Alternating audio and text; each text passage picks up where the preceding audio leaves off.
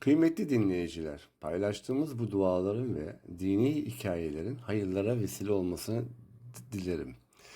Rabbim dualarınızı makbul eylesin. Daha fazla kişiye ulaşmamız için beğenip abone olursanız seviniriz. Allah'a emanet olunuz.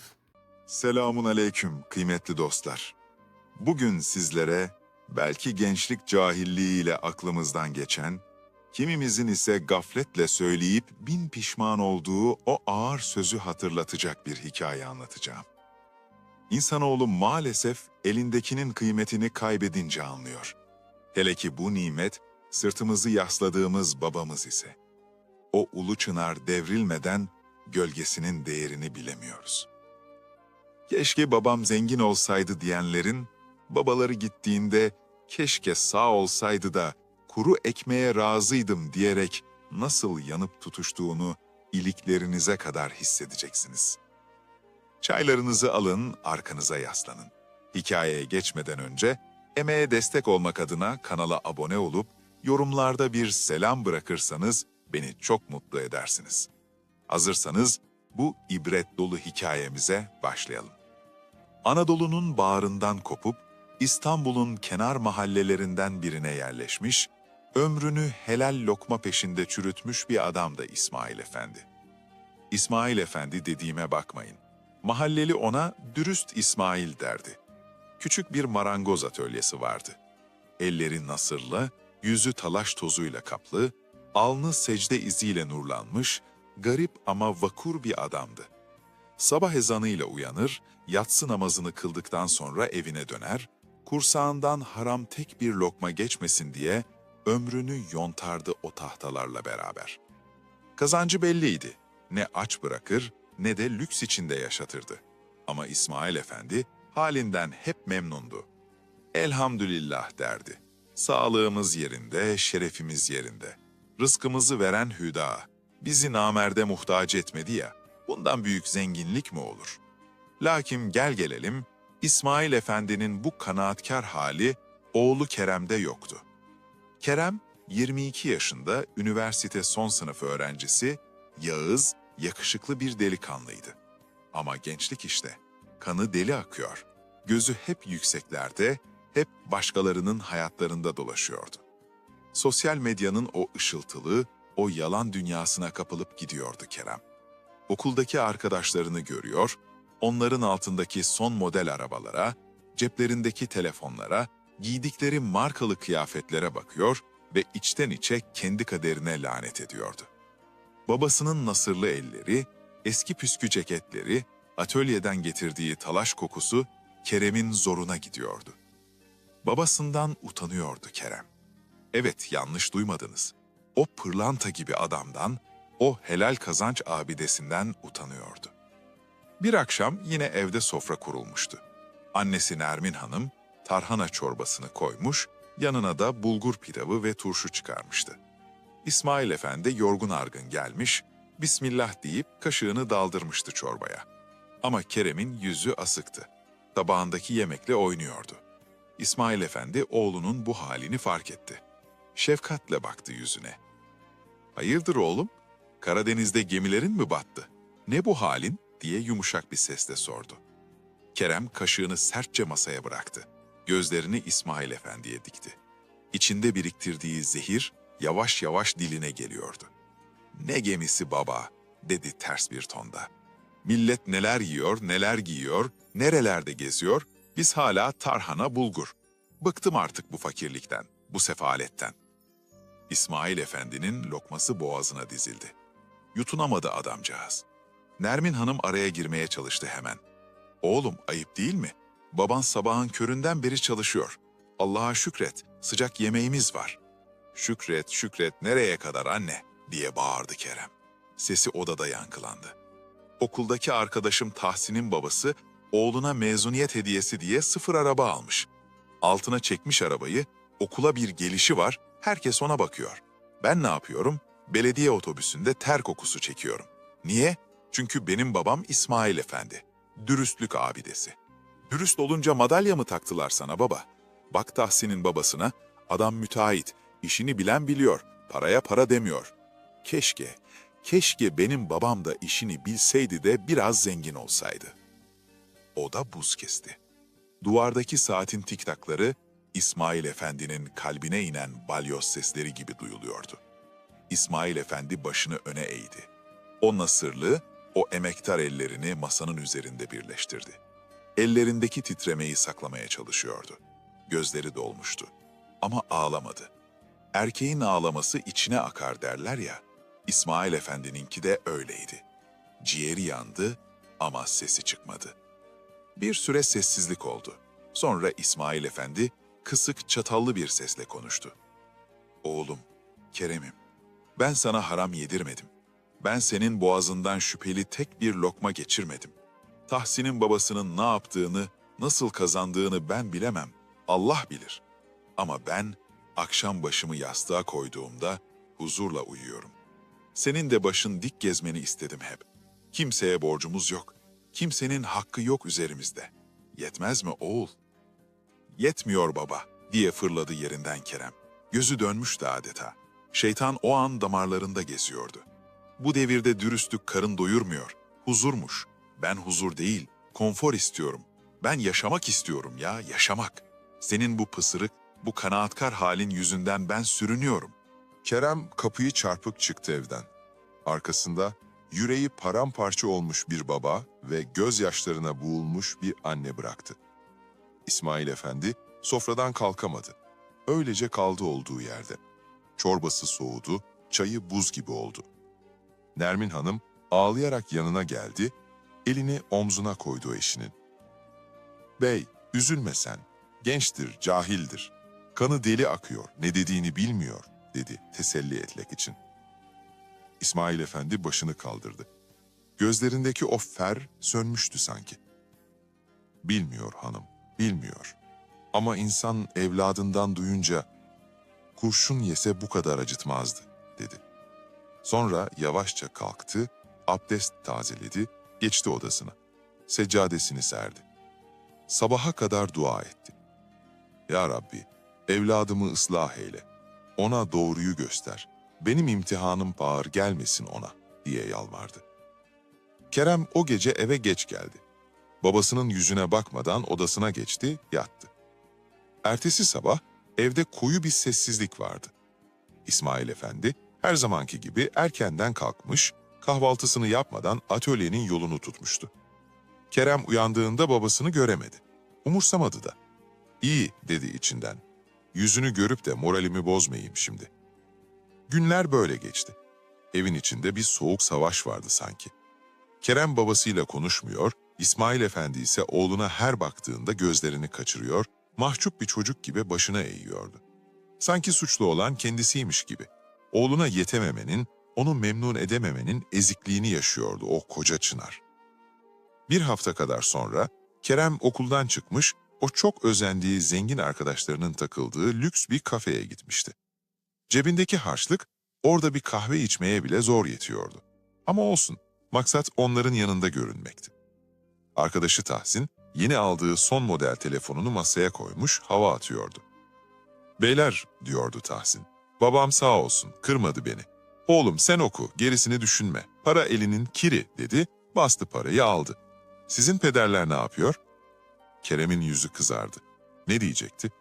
"Babam talaş yutuyor, 3 kuruş için akşama kadar zımpara yapıyor mu?" diyecekti. Diyemedi. Yalan söyledi. "Ya benim peder de işte, bir işler peşinde. Büyük bir ihale var, onu kovalıyor," dedi. Yalan ağzından çıkarken vicdanı sızlamadı bile o an. Sırf o masada küçük düşmemek için babasının emeğini, alın terini yok saydı, hayali bir baba profili çizdi. Tam o sırada telefonu çaldı. Arayan annesiydi. Kerem sıkılarak açtı telefonu. "Ne var anne? Arkadaşlarlayım, müsait değilim," dedi tersleyerek. Telefondan Nermin Hanım'ın feryadı duyuldu.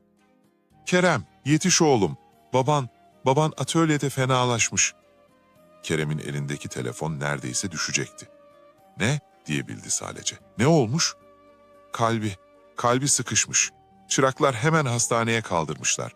"Koş oğlum, devlet hastanesine, acile koş." Kerem o an o masadaki lüks telefonları, arabaları, o şaşalı hayatı unuttu. içine bir ateş düştü. Ama bu ateş pişmanlık mıydı, korku muydu, yoksa sadece bir şaşkınlık mıydı, o an kestiremedi. Masadakilere, benim gitmem lazım, babam rahatsızlanmış dedi alelacele. Tahsin, geçmiş olsun kanka, lazımsa bizim şoförü arayayım bıraksın seni dedi. Ama sessiz samimiyetten uzaktı. Yok dedi Kerem, gerek yok. Koşarak çıktı kafeden. Taksiye atladı. Yol boyunca annesinin sesi kulaklarında çınlıyordu. Baban fenalaşmış. Hastaneye vardığında acil servisin önü ana baba günüydü. İnsanlar koşturuyor, sedyeler girip çıkıyordu. O kalabalığın içinde annesini aradı gözleri. Nermin Hanım'ı bir köşede duvara yaslanmış ağlarken buldu. Yanında İsmail Efendi'nin çırağı 15 yaşındaki gariban Mehmet vardı. Mehmet'in üstü başı talaş içindeydi, yüzü kireç gibi bembeyazdı. "Anne!" diye bağırdı Kerem. Nermin Hanım oğlunu görünce boynuna sarıldı. "Oğlum, babanı içeri aldılar, göstermiyorlar," diye hıçkırdı. Kerem, çırak Mehmet'e döndü. "Ne oldu Mehmet? Anlat doğru düzgün." Mehmet ağlamaklı sesiyle anlattı. "Abi, ustam iyiydi sabah. Öğleye doğru bir durgunlaştı. Göğsüm daralıyor ustam, bana bir bardak su ver dedi. Suyu getirdim, içti. Sonra, benim Kerem'im nerede dedi. Okuldadır ustam dedim. Gözleri daldı. Mehmet dedi. Oğluma söyle, babası onu çok seviyor. Belki zengin değilim ama ona leke bırakmadım dedi. Sonra birden elini kalbine götürdü, yığıldı kaldı abi. Ben sırtladım ustamı ama... Mehmet'in anlattıkları Kerem'in beyninde yankılandı. Belki zengin değilim ama ona leke bırakmadım. Bu sözler Kerem'in kalbine saplanan birer ok gibiydi. Babası son nefesinde bile, belki de ölürken bile kendisini düşünmüş, o fakirliği yüzünden oğluna karşı mahcubiyet hissetmişti. Kerem duvara çöktü. Başını ellerinin arasına aldı. Hastane koridorunun o soğuk, o lidos kokusu ciğerlerini yakıyordu. Gözünün önüne babasının o mahzun hali geldi. Sofradaki o başı eğik duruşu, titreyen elleri. "Keşke babam zengin olsaydı," diyen dili kopsaydı keşke. Bu pısırık halin yüzünden sürünüyorum diyen o anı hafızasından silebilseydi. Saatler geçti. Dakikalar asır gibi geliyordu. Ne o zengin arkadaşları vardı yanında, ne o çok özendiği lüks hayatın bir faydası vardı şu an. Yanında sadece gözü yaşlı annesi ve üstü talaş kokan babasının sadık çırağı Mehmet vardı. Bir de mahalleden duyan gelmişti. Bakkal Rıza amca, kahveci Hüseyin, hepsi oradaydı. O beğenmediği, fakir dediği mahallenin insanları İsmail Efendi için hastaneye yığılmıştı. Bakkal Rıza amca Kerem'in yanına oturdu. Elini Kerem'in dizine koydu. "Dua et evlat," dedi. "Baban mübarek adamdır. Karıncayı incitmez. Allah sevenlerine bağışlasın." Kerem cevap veremedi. Boğazı düğüm düğüm olmuştu. "Ben babamı incittim Rıza amca," diyemedi. "Ben babamın yüreğini dağladım," diyemedi. O sırada acil servisin kapısı açıldı. Beyaz önlüklü, yorgun yüzlü bir doktor çıktı. Herkes doktora doğru hamle yaptı. Nermin Hanım, "Doktor bey, eşim nasıl, İsmail'im nasıl?" diye feryat etti. Doktor başını hafifçe öne eğdi, gözlüğünü düzeltti. Yüzünde o bildik, o kaçınılmaz, o acı ifade vardı. "Başını sağ olsun," dedi sessizce. "Elimizden geleni yaptık ama kalbi dayanamadı. Mekanı cennet olsun." O an dünya durdu Kerem için. Sesler kesildi, görüntü bulanıklaştı. Annesinin feryadı bir uğultu gibi geliyordu kulağına. "Olamaz," dedi kendi kendine. "Olamaz, babam ölemez. Ben daha ondan özür dilemedim. Ben daha elini öpmedim. Ben daha, baba hakkını helal et demedim." Ama gerçek buz gibi bir tokatla yüzüne inmişti. İsmail Efendi, o koca çınar, o dürüstlük abidesi, sessiz sedasız göçüp gitmişti bu dünyadan. Hem de kalbinde evladının açtığı yarayla. Dilinde evladına bıraktığı o son vasiyet gibi sözlerle. Kerem doktorun yanından sıyrılıp içeri morga doğru koşmak istedi. Görevliler tuttu. bırakın beni, babamı göreceğim diye bağırdı. Gücü tükenmişti. Dizlerinin bağı çözüldü. Olduğu yere yığıldı. Yerde, hastane koridorunun o soğuk fayanslarında hıçkıra hıçkıra ağlarken aklında tek bir cümle yankılanıyordu. Keşke babam zengin olsaydı demiştim. Allah'ım, keşke babam fakir olsaydı, keşke dilenci olsaydı da başımızda sağ olsaydı. Ama heyhat, ok yaydan çıkmış, vakit tamam olmuştu. Pişmanlık, fayda vermeyen o acı ilaç, şimdi Kerem'in boğazından aşağı zorla dökülüyordu. Cenaze işlemleri için koşturmaca başladı. Kerem bir rüyada gibiydi. Ruhu bedeninden çekilmiş, sadece bir ceset gibi hareket ediyordu. Mahalleye haber salındı, selalar okundu.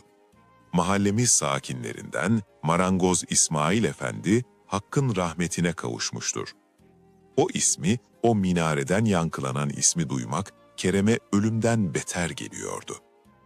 Ertesi gün cenaze namazı için cami avlusu dolup taştı. Kerem musalla taşının başında duruyordu. Babasının tabutuna bakıyordu. O yeşil örtünün altında yatanın babası olduğuna inanamıyordu. Sofada azarladığı, kalbini kırdığı o adam şimdi sessizce yatıyordu. İmam efendi cemaate sordu. Merhumu nasıl bilirdiniz? Kocaman bir kalabalık tek bir ağızdan gürledi. İyi biliriz. Haklarınızı helal ediyor musunuz? Helal olsun. Kerem o an kalabalığa baktı. Tanımadığı yüzlerce insan vardı. Bu kadar insanı babam nereden tanıyor diye düşündü. Babası sadece küçük bir marangozdu. Zengin değildi, ünlü değildi, siyasetçi değildi. Ama avlu almıyordu cemaati. Zengin arkadaşı Tahsin de gelmişti. Kenarda güneş gözlükleriyle duruyordu. Elindeki telefona bakıyordu sık sık. Kerem Tahsin'i görünce midesi bulandı. O özendiği hayatın ne kadar boş, ne kadar sahte olduğunu o an anladı. Tahsin'in babası ölse belki bu kadar gerçek insan toplanmazdı. Sadece menfaat bekleyenler gelirdi. Ama burada İsmail Efendi'nin cenazesinde saf, temiz, çıkarsız bir sevgi seli vardı. Namaz kılındı, omuzlara alındı tabut. Kerem de girdi tabutun altına. O ağır yük aslında babasının bedeni değil, Kerem'in vicdanıydı. Mezarlığa kadar yürüdüler. Dualar edildi, toprak atıldı. Her atılan toprak küreği Kerem'in yüreğine inen bir darbe gibiydi. Defin işlemi bitti, kalabalık yavaş yavaş dağıldı. En son hoca da gitti. Kerem ve annesi kaldı mezarın başında. Toprağın taze, kokusu genzi yakan o mezarın başında çöktü Kerem. Toprağı avuçladı. "Baba," dedi fısıldağıyla. "Ben ettim, sen etme baba. Affet beni. Ben anlayamadım. Ben kördüm baba, kördüm. Senin o nasırlı ellerin benim dünyamdan daha kıymetliymiş. Bilemedim." Gözyaşları toprağa karıştı. Ama mezardan ses gelmedi. Baba ocağı sönmüştü artık. O akşam eve döndüklerinde ev sanki bir mağara gibi soğuk ve karanlıktı. İsmail Efendi'nin her zaman oturduğu koltuk boştu. Tesbihi masanın üzerinde duruyordu. Kerem o tesbihi eline aldı. Kokladı. Talaş kokuyordu. Baba kokuyordu. Günler taziye ziyaretleriyle geçti. Gelen giden eksik olmuyordu. Her gelen İsmail Efendi'nin bir iyiliğini anlatıyordu. "Bana ücretsiz dolap yaptıydı," diyordu biri. "Oğlumun okul harçlığını verdiydi," diyordu diğeri. Kerem dinledikçe şaşırıyordu. Babası o kısıtlı imkanlarıyla meğer ne büyük işler başarmış, ne gönüller yapmıştı. Kerem'in fakir diye küçümsediği adam, gönlü zengin bir sultanmış meğer. Bir hafta sonra dükkanı açmak gerekiyordu. Kerem annesine, "Ben gider açarım anne, Mehmet'le beraber bakarız," dedi. Okulu dondurmaya karar vermişti. Artık evin direği olmak zorundaydı. Babasının mirasına, o atölyeye sahip çıkacaktı. Sabah erkenden kalktı. Babasının eski ceketini giydi. O çok utandığı, "Bunu giyme artık," dediği ceketi giydi. Atölyeye gitti. Besmele ile kapıyı açtı. İçerisi hala babası gibi kokuyordu. Mehmet köşede zımpara yapıyordu. Ustası ölmüş olsa da işi bırakmamıştı sadık çocuk. Kerem babasının masasına oturdu. Çekmeceleri karıştırdı. Borç defteri var mı, alacak verecek ne durumda bakmak istedi. Bir defter buldu. Eski, yıpranmış bir bakkal defteri. Veresiye defteri yazmıyordu üstünde. Gönül defteri yazmıştı rahmetli babası. Defteri açtı. Sayfaları çevirdikçe gözlerine inanamadı. İsimler ve karşılarında rakamlar vardı. Ama hepsi çizilmişti. Altlarına notlar düşülmüştü. Durumu yok, helal edildi. Yetimdir, para alınmaz.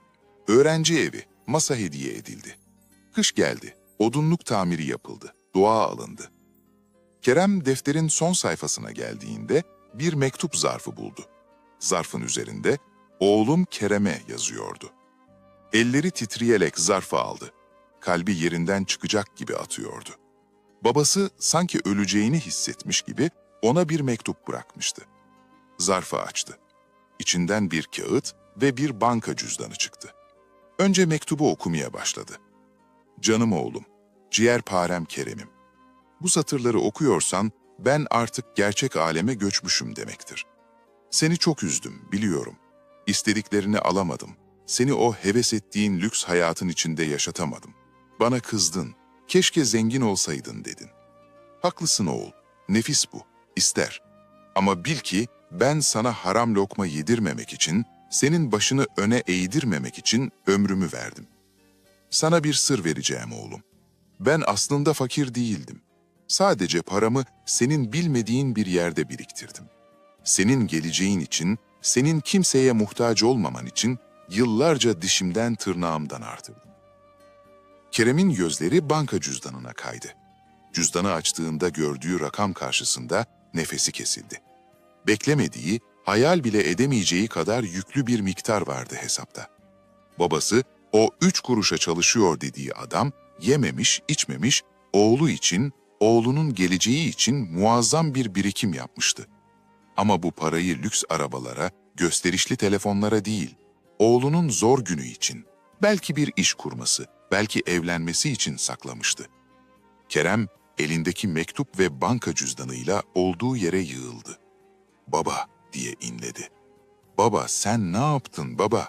Ben seni cimrilikle, beceriksizlikle suçlarken sen benim için..." Ama mektup bitmemişti. Arka sayfasında yazanlar asıl zenginliğin ne olduğunu Kerem'e öğretecek, hayatını tamamen değiştirecek o büyük dersi barındırıyordu. Asıl miras o banka cüzdanındaki para değildi. Asıl miras babasının mektubun devamında anlattığı o büyük sırdı. Kıymetli dostlar, işte Kerem'in hayatındaki asıl kırılma noktası burada başlıyor. Babasının parası değil, babasının bıraktığı o vasiyet ve sonrasında yaşanacaklar Kerem'i bambaşka bir insan yapacaktı. Ama şeytan boş durmaz, nefis hemen susmaz. O parayı gören Kerem, acaba babasının vasiyetine mi uyacaktı, yoksa o çok arzuladığı zengin hayatın cazibesine mi kapılacaktı? Babasının fedakarlığı Kerem'i kurtarmaya yetecek miydi, yoksa Kerem o parayla kendi felaketini mi hazırlayacaktı? Kıymetli dostlar, Kerem'in elinde o banka cüzdanı, gözlerinde yaş, yüreğinde ise tarifi imkansız bir yangın vardı. Babasının o beceriksiz, pısırık dediği adamın yıllarca yemeyip yedirdiği, giymeyip giydirdiği, dişinden tırnağından artırarak biriktirdiği servet avuçlarının içindeydi. Mektubun devamını okumaya cesaret edemiyordu önce. Elleri titriyordu. Sanki o kağıt parçası babasının derisi, üzerindeki mürekkepse babasının kanıydı. Ama merakı acısına galip geldi. Gözlerini silip babasının o titrek el yazısıyla yazdığı satırları okumaya devam etti. "Oğlum Kerem, bu parayı sana o heves ettiğin lüks arabaları al, o şatafatlı kafelerde harca diye bırakmıyorum. Bu para senin alın terim dediğim, içine tek bir kuruş haramın karışmadığı, abdestli ellerimle kazandığım paradır. Bunu sana bir gün elin ekmek tutarsa kendi işini kurasın, kimseye boyun eğmeyesin, namerde muhtaç olmayasın diye biriktirdim. Ama en çok da şunun için biriktirdim. Olur da bir gün nefsin seni zorlarsa, babam beni düşünmedi deyip de harama el uzatma diye. Benim mirasım para değil oğul. Benim mirasım alnındaki aktır. Eğer bu parayı o züppe arkadaşlarının peşinde harcarsan, hakkım sana helal değildir. Ama bu parayla helal bir yuva kurar, işini büyütür, garibi sevindirirsen kabrimde rahat uyurum. Seçim senindir evlat. Baban İsmail. Kerem mektubu göğsüne bastırdı. Baba diye inledi. Sen beni benden çok düşünmüşsün. Bense seni el alemin babalarıyla kıyaslayıp durmuşum. O gün Kerem için bir milattı. Bankaya gidip hesabı kontrol ettiğinde banka müdürü bile şaşırmıştı. İsmail Efendi, vay be demişti müdür.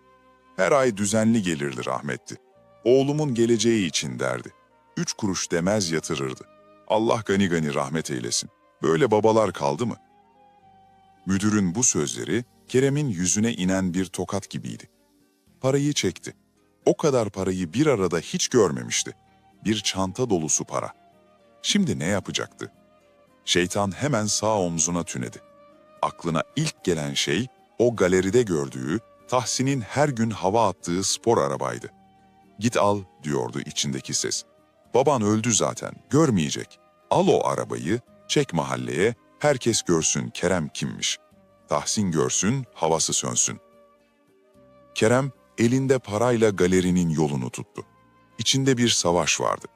Bir yanı babasının vasiyetini, diğer yanı gençliğinin o bastırılmış heveslerini haykırıyordu. Galeriye girdiğinde o parlak ışıklar, o cilalı kaportalar gözünü aldı. Satış temsilcisi hemen yanına geldi. "Hoş geldiniz beyefendi, yardımcı olalım mı?" Kerem vitrindeki kırmızı spor arabayı gösterdi. "Şunun fiyatı nedir?" Adam gülümsedi. "Zevkiniz harika. Bu son modeldir, full pakettir." Kerem arabaya yaklaştı. Kapısını açtı, içine oturdu. Deri koltukların kokusu burnuna doldu. Direksiyonu tuttu. İşte hayal ettiği an buydu. Tahsin gibi direksiyona kurulacak, camı açacak, müziği son ses açıp caddelerde gezecekti. Ama o an burnuna gelen o deri kokusunun arasından çok tanıdık, çok eski bir koku geldi sanki. Talaş kokusu. Babasının üzerindeki o ceviz ağacı talaşının kokusu. İrkildi Kerem. Aynaya baktı. Aynada kendini değil, babasının yorgun yüzünü gördü sanki. Babası ona bakıyor, hiçbir şey söylemiyor, sadece hüzünle başını sallıyordu. "Bu para benim ömrüm Kerem. Sen benim ömrümü bu tenek parçasına mı gömeceksin?" diyordu sanki. Kerem sanki koltuk onu yakıyormuş gibi fırladı arabadan. Satış temsilcisi şaşkındı. Beyefendi, bir sorun mu var?" "Var," dedi nefes nefese. Bu araba çok pahalı." "Fiyatta yardımcı oluruz efendim." "Hayır," dedi Kerem. "Parayla değil, bedeli çok ağır. Bu arabanın bedeli bir babanın ömrü. Ben o ömrü bu demir yığınına veremem." Hızla çıktı oradan. Koşarak uzaklaştı. Nefes nefese kaldığında kendini babasının atölyesinin önünde buldu. İçeri girdi. Mehmet bir tabureye oturmuş, elindeki zımparayla bir sehpayı düzeltiyordu. Kerem'i görünce ayağa kalktı. "Hoş geldiniz abi," dedi saygıyla. Kerem atölyenin ortasında durdu, etrafına baktı. Her yerde babasının izi vardı. Duvardaki keser, tezgahtaki şerit testere, yerdeki yongalar. Burası bir mabet gibiydi. Helal kazancın mabedi. "Mehmet," dedi Kerem. "Bu dükkan kapanmayacak." Mehmet'in gözleri parladı. "Sahi mi abi? Satacaksın sanmıştım." "Satmayacağım," dedi kararlı bir sesle. "Buranın adı İsmail Efendi Atölyesi olarak kalacak. Ama büyüteceğiz Mehmet. Babamın vasiyetini yerine getireceğiz. Modernleştireceğiz. Daha çok çalışacağız. Ama babamın düsturundan ayrılmayacağız." Kerem o paranın bir kuruşuna bile dokunmadan işi büyütmek için sermaye yaptı. Yeni makineler aldı. Dükkanı tadilattan geçirdi. Ama babasının o eski tezgahına dokunmadı. Onu baş köşeye koydu. Üzerine de babasının fotoğrafını astı. Her sabah dükkana girdiğinde önce babasının fotoğrafına bakıp Bismillah dedi. Aradan aylar geçti. Kerem üniversiteyi dışarıdan bitirmeye karar vermiş, tüm gücünü işe vermişti. İşler açılmıştı. İsmail Efendi'nin o temiz ismi sayesinde herkes Kerem'e güveniyor, iş veriyordu. Kerem babasının gönül defterini de devralmıştı. Mahalledeki yetimi, öksüzü, dul kadını gözetiyor, babası gibi sessiz sedasız yardım ediyordu. Bir gün dükkanın önünde lüks bir araba durdu. Kerem başını kaldırıp baktı. Arabadan inen eski arkadaşı Tahsin'di. Ama o eski havalı Tahsin'den eser yoktu. Üstü başı dağınık, yüzü çökük, gözleri kan çanağı gibiydi. Kerem dışarı çıktı. "Tahsin, hayırdır kardeşim, ne bu hal?" Tahsin Kerem'e sarıldı ve ağlamaya başladı. "Bittik oğlum biz, bittik Kerem," diye hıçkırdı. Kerem şaşırdı. "Ne oldu? Sakin ol, gel içeri bir çay iç." İçeri geçtiler. Tahsin titreyen elleriyle çay bardağını tutmaya çalıştı. "Babam," dedi. "Babamı tutukladılar Kerem." "Ne?" dedi Kerem. "Neden?" "Yolsuzluk, ihaleye fesat karıştırma, tefecilik, ne ararsan varmış meğer," dedi Tahsin. "O lüks arabalar, o villalar, o tatiller hepsi harammış Kerem. Hepsi başkasının hakkıymış. Devlet her şeye el koydu. Evimiz, arabalarımız, her şey gitti. 5 parasız kaldık sokakta. Annem hastanelik oldu üzüntüden. Ben ne yapacağımı bilmiyorum." Kerem, Tahsin'in anlattıklarını dinlerken kanı dondu. Bir zamanlar "Keşke babam onun gibi olsaydı," dediği adam, şimdi hapishane köşelerinde sürünüyor, ailesi perişan oluyordu. O an babasının sözleri zihninde yankılandı. "Benim mirasım para değil oğul. Benim mirasım alnındaki aktır." Kerem Tahsin'in omzuna elini koydu. "Üzülme," dedi. "Allah büyüktür. Bak, burası senin de evin sayılır. Eğer çalışmak istersen, ekmek yemek istersen kapım sana açık. Ama şartım var." Tahsin yaşlı gözlerle baktı. "Nedir?" "Burada haram lokma yok Tahsin. Burada ter var, toz var, talaş var. Eğer bunlara razıysan gel başla. Babanın günahı babana, senin rızkın sana." Tahsin o gün o atölyede işe başladı. Bir zamanlar burun kıvırdığı, küçümsediği talaş tozu şimdi onun tek sığınağı olmuştu. Keremse masasında otururken pencereden dışarı gökyüzüne baktı. "Baba," dedi içinden. "Görüyor musun? Senin o beğenilmeyen fakirliğin meğer ne büyük bir zenginlikmiş. Tahsin'in babası saraylar kurdu ama bir gecede yıkıldı. Sen bana bir dükkan bıraktın ama temeli öyle sağlammış ki kıyamet kopsa yıkılmazmış. Affet beni baba. Ben zenginliği cüzdanda sanmışım. Meğer zenginlik vicdandaymış."